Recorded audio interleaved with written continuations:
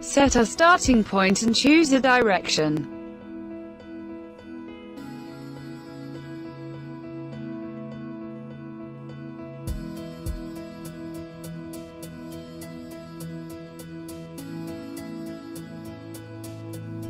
Set the endpoint to define the room.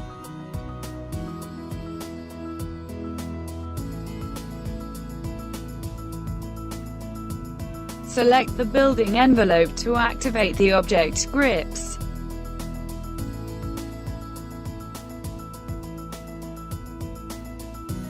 Use the object grips to move and resize.